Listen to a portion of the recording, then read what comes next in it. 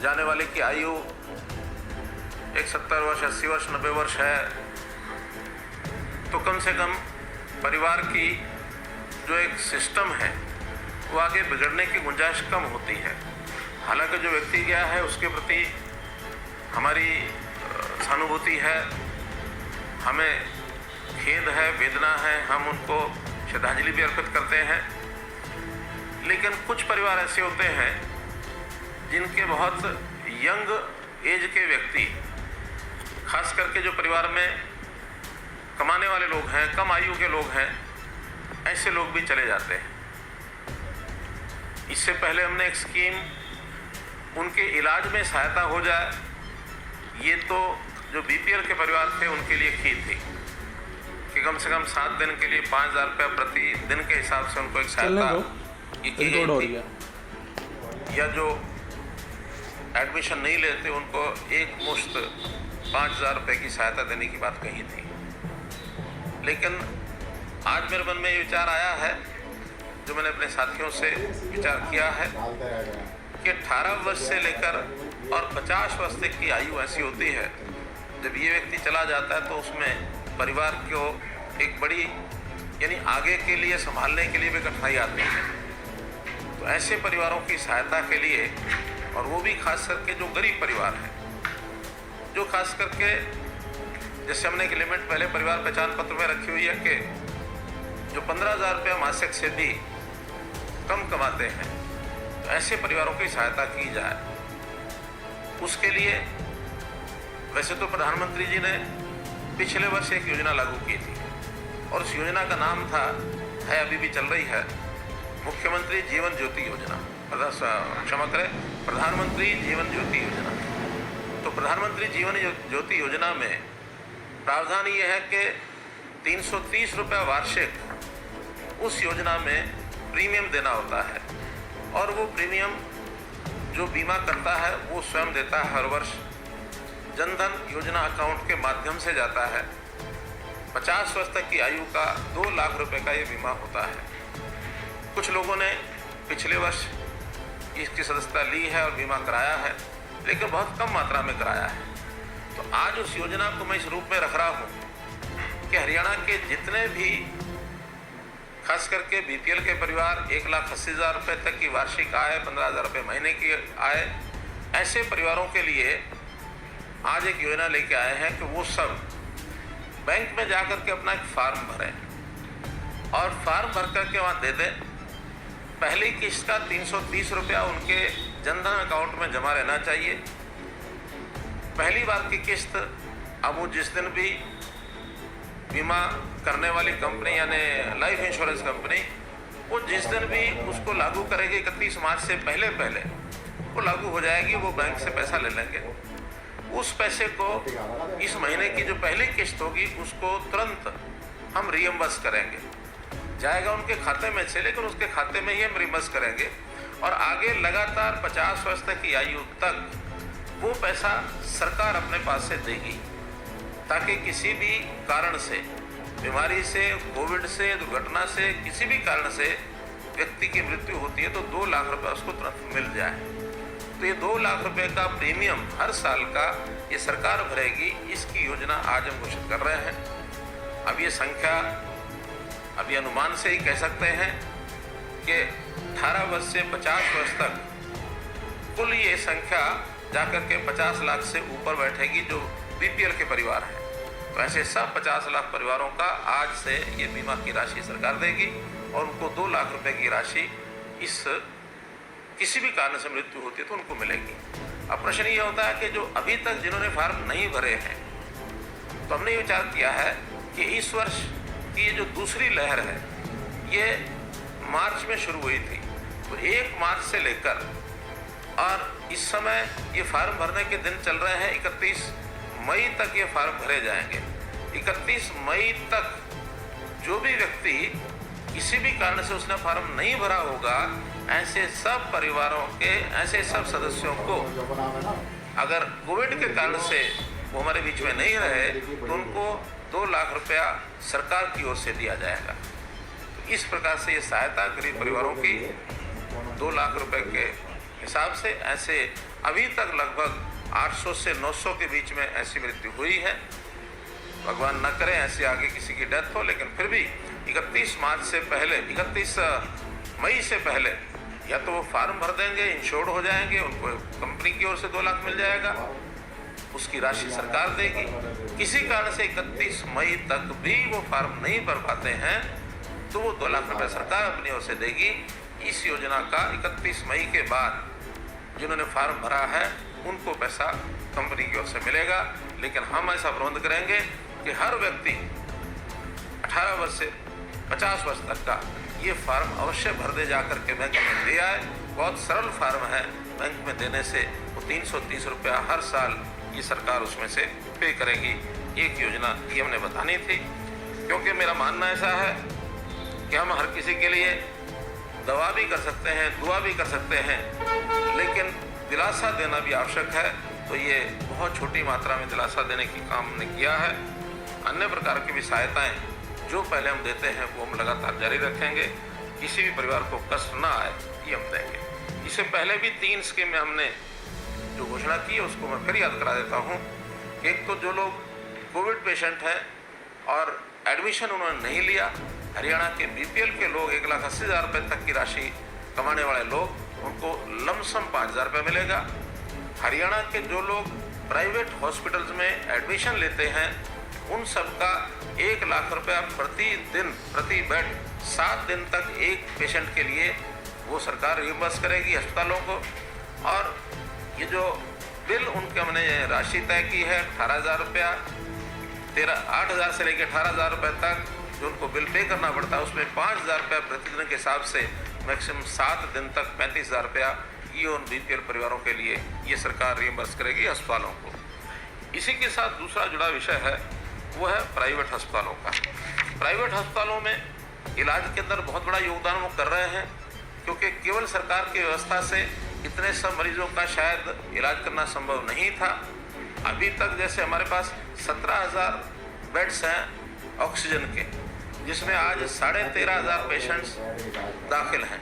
और मैं अगर इसमें मोटा हिसाब लगाता हूँ तो सरकारी योगदान इसमें 40% है, प्राइवेट अस्पतालों का योगदान इसमें 60% है। तो ऐसा ये योगदान 60% का एक बहुत बड़ा योगदान प्राइवेट अस्पतालों का है।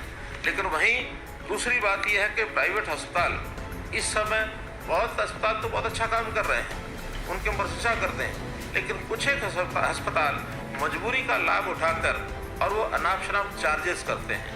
अब ये अनाप शनाप चार्जेस बहुत लोग ऐसे हैं जो सहन नहीं कर सकते हैं। हमने उसके लिए रेट लिस्ट ये भी घोषित की है, जो मैंने बताया 8,000 से लेकर और 18,000 रुपये तक अलग अलग प्रकार के रेट उनके लिए तय किए हैं। उससे ज़्यादा पैसा अगर कोई अस्पताल लेता पाया गया तो हम उनके खिलाफ कार्रवाई करेंगे, और कार्रवाई करने में उनके खिलाफ जो एक प्रकार की क्रिमिनल कार्रवाई है ये वो तो होगी। आगे के लिए अगर कोई ऐसा पाया जाएगा तो हमें चाहे उसको मना करना पड़े कि आगे अब जितने पेशेंट्स हैं उनको लेना बंद कर दें, और जो पेशेंट्स वहाँ एडमिट हैं उनको हम दूसरे अस्पतालों में ले जाएंगे, इनको ऑक्सीजन देना भी बंद कर देंगे, और अगर आवश्यकता हमको लगी तो उसके खिलाफ डी रजिस्ट्रेशन की कार्रवाई भी हम कर सकते हैं। लेकिन ये बहुत सख्त निर्देश दिए गए हैं उनको कि हम जो रेट्स तय हैं उससे ज़्यादा पैसा वो बिल्कुल न लें। इसी प्रकार से हमने एम्बुलेंसेस के भी सब जगह के रेट तय कराए हैं, ताकि कोई गरीब आदमी जो इसमें पिसता है वो इसमें पिसे नहीं। इस प्रकार का एक निर्देश उनको दिया गया है, इसका सख्ती से पालन करें, ऐसा एक विचार मैंने पहले भी बताया, आज भी बता रहा हूँ कि प्रधानमंत्री जीवन ज्योति योजना का मैंने अभी बैंक से फार्म मंगवाया है। बहुत सिंपल 1 पेज का फार्म है, इसको हम छपवा करके अपने ज़िलों में डिप्टी कमिश्नर्स के माध्यम से जनता को उपलब्ध कराएंगे, और जल्दी ये 2 दिन के अंदर फार्म डिस्ट्रीब्यूट हो जाएंगे। उनको केवल इसको भरना है, भर करके बहुत सामान्य जानकारियां लेकर और बैंक में अपने जनधन अकाउंट के साथ जिस बैंक में है उस बैंक में जाके जमा कराना है। जमा कराते ही वो इंश्योर्ड हो जाएंगे। 2 लाख रुपया अगर कोई कंटीजेंसी होती है, ऐसी कोई स्थिति पैदा होती है तो उनको 2 लाख रुपया तुरंत बैंक में जमा हो जाएगा। तीसरा एक विषय है ऑक्सीजन की डिलीवरी। ये ऑक्सीजन की डिलीवरी हम जो घर घर में आवश्यकता एक पेशेंट को पड़ती है, डॉक्टर्स की रिकमेंडेशन के ऊपर इनकी रजिस्ट्रेशन के लिए हमने कहा है कि वो लोग रजिस्टर कराएं अपने आप को। और अभी तक जो जानकारी है www.oxygenhry.in, तो इस प्रकार से इस वेबसाइट के ऊपर ये प्रावधान किया गया है। 6000 लोगों ने इस समय तक उसमें अपने आप को रजिस्टर किया है, जिसमें से लगभग 250 लोगों के घरों में ऑक्सीजन कल तक पहुंच गई है।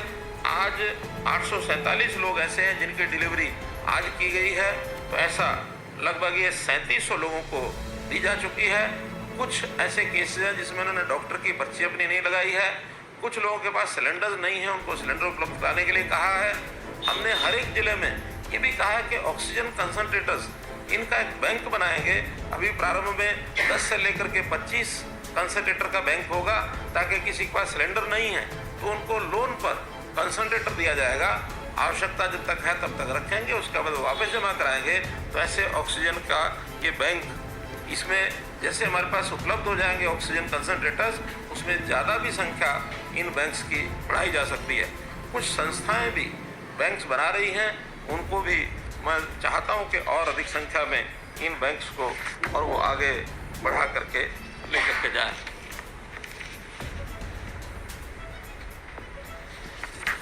एक संख्या मेरे पास अभी आई है, 18 से 50 वर्ष तक ऐसे कुछ ये 4,51,000 फैमिलीज हैं, जिनमें 18 से 50 के इसमें तो संख्या सिर्फ 10 लाख के आसपास आई है। लेकिन मुझे लगता है कि शायद संख्या ज़्यादा हो सकती है। फिर भी अच्छा बीपीएल के फिर भी 10 लाख है अथवा ज़्यादा है, इन सब को हम जो है फार्म भरने के लिए इस 15 दिन के अंदर व्यवस्था करेंगे, ताकि इनके सबके फार्म भरे जा सकें। मित्रों, मुझे अपनी ओर से इतनी विषय आपके सामने रखना था। अब एक अपील आपके सामने ज़रूर रखना चाहूँगा कि जैसा आज डिप्टी कमिश्नर से मेरी बातचीत हुई है कि ग्रामीण क्षेत्र के अंदर थोड़ा इसका प्रभाव दिखने लगा है, बल्कि कहीं कहीं तो ज़्यादा दिखने लगा है। हमने वहाँ हॉटस्पॉट्स इसकी पहचान कराई है, तो जितने हॉटस्पॉट्स हैं लगभग 1000, जहाँ ज़्यादा केसेस आ रहे हैं संख्या में, उस पर जहाँ मृत्यु ज़्यादा हुई है, ऐसे सब स्थानों पर प्राथमिकता में लगभग 1000 ये आज और कल के अंदर सब व्यवस्थाएं वहाँ कंप्लीट हो जाएंगी। 15 तारीख परसों सुबह से जो फील्ड के लोग हैं वो घर घर जाके सर्वे करना शुरू करेंगे, और वहाँ जो कैंप्स बनेंगे, आइसोलेशन जो सेंटर्स होंगे, उन सेंटर्स के अंदर अलग से टीम होगी। वो टीम वहाँ बैठ कर के ऐसे लोगों का जो प्रारंभिक उपचार है वो करेंगे। जो उसमें मॉडरेट और सीवियर जो पेशेंट्स मिलेंगे उनको पीएचसी, सीएचसी अथवा हॉस्पिटल्स में वहाँ डाइवर्ट करेंगे। और अगर हमारे सिविल हॉस्पिटल्स में अगर आवश्यकता होने पर वहाँ बेड्स अगर कम रहे तो उनको प्राइवेट हॉस्पिटल्स के अंदर रेफ़र करेंगे। और आयुष्मान भारत का जो हमारे सिस्टम है, स्कीम है, उस स्कीम में उनका वहाँ इलाज होगा। तो ये एक बहुत नीचे तक की तैयारी हमारी हो गई है। सभी डीसीज ने यकीन दिलाया है कि हम कल सायंकाल तक इस व्यवस्था को करके परसों सुबह से हम काम करेंगे। तो इसमें मेरा सबसे कहना ये है कि ये काम केवल सरकारी व्यवस्था से नहीं, तो इसमें बाकी लोग भी जो इसमें सहयोग कर सकते हैं। व्यवस्थाओं में बहुत सहयोग करने पड़ते हैं, क्योंकि वहाँ पर जो सेंटर बनेंगे आइसोलेशन के, वहाँ इंफ्रास्ट्रक्चर है, वहाँ बेड्स हैं, वहाँ बिस्तर है, चादरें हैं, वहाँ भोजन की व्यवस्था है, वहाँ पानी की व्यवस्था है, जो भी व्यवस्थाएं वहाँ। और कहीं ना कहीं जो शौचालय टेम्परेरी बनाने पड़ेंगे वो डिपार्टमेंट्स उसमें लग गए हैं, उसे बना रहे हैं। तो ऐसी ये बड़ी यानी 8000 आइसोलेशन सेंटर बनाने तक ये हमारे योजना में है। अगर ये आगे बढ़ाने की आवश्यकता पड़ी तो हम बढ़ाएंगे। कल 1000 शुरू हो जाएंगे। तो इस प्रकार की सारी व्यवस्था की गई है। इसमें गांव के जो लोग हैं, चुने हुए पूर्व प्रतिनिधि, जो मानो आप तो पंचायतें नहीं रही वहाँ, तो पूर्व प्रतिनिधि जितने गांव के हैं जनप्रतिनिधि, उनको भी सबको हमने इसमें सहयोग में लिया है। गांव के नंबरदार हैं वो भी सहयोग करेंगे, सरकारी कर्मचारी सब टीमें बनाएंगे, और इस प्रकार से ये सब सिस्टम हमने बनाए हैं। आज 300 डॉक्टर्स और पैरामेडिक्स के लोग ईएसआई में, जो वहाँ काम बहुत अधिक नहीं है, तो उनको हेल्थ डिपार्टमेंट को दिया गया है, उनको इस प्रकार से रेफर किया गया। उनसे हेल्थ डिपार्टमेंट काम लेगा, ताकि हम पीएचसी और सीएचसी पर जा कर के उन सब व्यवस्थाओं को दे सकें। ये सब व्यवस्थाएं हमने की हैं। तो आपसे भी मैं अपील करता हूं कि एक पॉजिटिव वातावरण बना करके और हम हर किसी को इलाज मिले, गरीब की सहायता हो, ये सब करने के लिए हम तैयार हैं। पिछली बार जैसे हमने किया था, इस बार भी वैसा ही विषय। फिर हमने कहा था कि जिन लोगों ने कोई प्रश्न अपने करने होंगे वो इस पीसी से पहले भी भेज सकते हैं और पीसी के दौरान भी भेज सकते हैं। तो मेरे पास लगभग 15-16 प्रश्न पहले आए हैं, ये और भी आ गए हैं अभी इसी समय। तो जो पहले आए हुए हैं मैं उनको पहले एक बार आपके सामने रख देता हूँ। बहुत लोगों ने प्रश्न किए हैं इसमें। एक बात मुख्य रूप से कि बहुत से बंधुओं ने जो वैक्सीनेशन का जो प्रोग्राम है उसके संबंध में ज़्यादा प्रश्न आए हैं। जैसे अगर उसमें नाम लेकर के मैं बताता हूँ तो राजकुमार जी चौधरी हैं हमारे नेटवर्क 10 पर। इसी प्रकार से दूसरा वैक्सीन का प्रश्न है पंजाब केसरी नारनौल से श्री रामचंद्र सैनी। ऐसे ही Sanjay ji PTI, Yogendra Sharma state bureau chief Dainik Haribhoomi. फिर हमारे दिनेश भारद्वाज दैनिक ट्रिब्यून चंडीगढ़,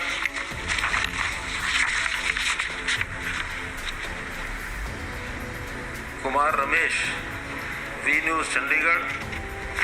तो ऐसे 5-6 प्रश्न वैक्सीन के हैं। उस संबंध में मैं एक जो जानकारी है वैक्सीन की वो सबको बता देता हूँ, उसी में सबके उत्तर आ जाएंगे।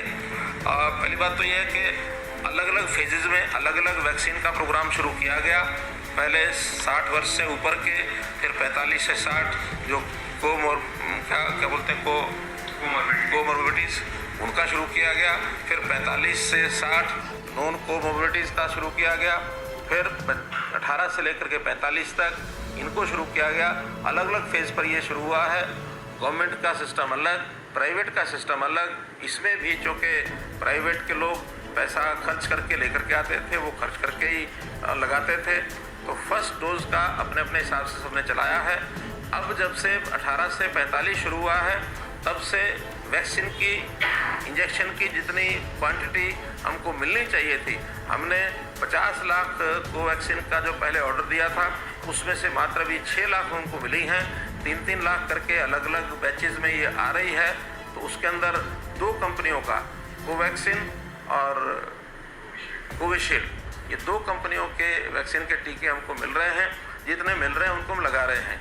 अब प्राथमिकता जो केंद्र सरकार की ओर से भी ये सूचना मिली है कि प्राथमिकता जिनको सेकेंड डोज लगनी है उनको दी जाएगी, क्योंकि फर्स्ट डोज के बाद सेकेंड डोज टाइम पीरियड के साथ लगाना ज़रूरी है।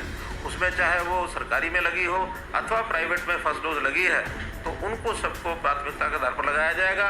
और बाकी सबका अब रजिस्ट्रेशन के आधार पर ये सारा काम होता है 15 से 45 तक, 18 से 45। तो पहले रजिस्ट्रेशन होती है, रजिस्ट्रेशन के बाद अपॉइंटमेंट ली जाती है।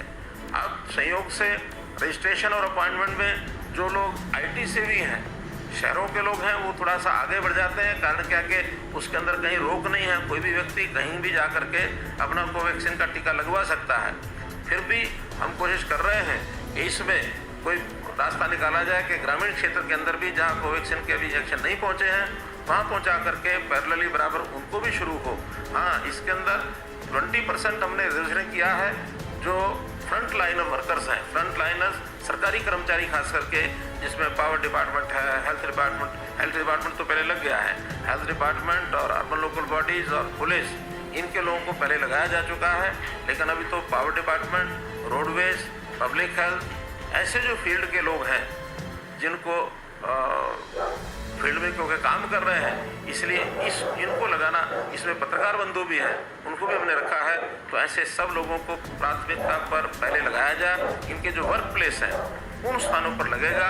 तो 20% इनके लिए रिजर्वेशन रखा है। जब ये सब एम्प्लॉइज़ का और सब ये फ्रंट लाइन वर्कर्स 20% में पूरे होंगे, उसके बाद ये भी जनता के लिए खोल दिया जाएगा। तो ऐसी उपलब्धता के कारण से ये सब विषय थोड़ा सा कठिनाई में आ रहे हैं। हम इसको जैसे जैसे उपलब्ध हो, जो ब्रांड हैं अभी 2 ही हैं।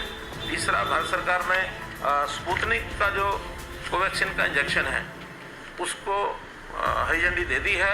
अब हम प्रयत्न करेंगे कि उस कंपनी के भी हमको मिल सकें ताकि और लगाया जा सकें। एक विषय आया ग्लोबल टेंडर का। ग्लोबल टेंडर हमने भी उसकी तैयारी कर दी है। एक आध दिन में ग्लोबल टेंडर हम फ्लोट कर देंगे और ग्लोबल टेंडर में जब तक वो मैच्योर होगा, हो सकता है उसमें 10 दिन लगे, 15 दिन लगे, तो 10-15 दिन तक और कंपनियां, 8-10 कंपनियां ऐसी हैं जो वर्ल्ड वाइड जिन्होंने अप्लाई किया हुआ है कि उनको भी अनुमति मिले। कुछ देशों में अलग अलग कंपनियां वो रजिस्टर्ड हो गई हैं, उनको रेगोनाइज कर लिया गया है। हो सकता है 8 दिन तक, 10 दिन तक हमारे यहाँ भी कुछ और कंपनीज रजिस्टर हो जाए, उनका वैक्सीन इंजेक्शन भी हमारे यहाँ उपलब्ध हो पाएगा। ऐसी सब कंपनियों के जो रेट्स आएंगे उसके हिसाब से कौन सी उचित रहेगी वो हम 8 या 10 दिन के बाद जैसे ही इसका रिजल्ट निकलेगा हम कोवैक्सीन को उपलब्ध कराएंगे। इसमें पैसे का कोई विषय नहीं है, जितना भी पैसा खर्च आएगा हरियाणा सरकार करेगी, और हरियाणा सरकार जो गवर्नमेंट हॉस्पिटल या व्यवस्थाएं जितनी हैं उनमें सब में फ्री लगाएंगे। हर किसी को फ्री होगा, चाहे कितना ही पैसा हमको इसके लिए लगाना पड़ता है। और इसके बाद अगला प्रश्न है, महावीर जैन है कि जिन लोगों की डेथ हो रही है उनमें ज़्यादातर ऐसे भी हैं जिनको पहले से बीमारियां हैं या वो डर के मारे से हो सकता है उनकी डेथ होती हो।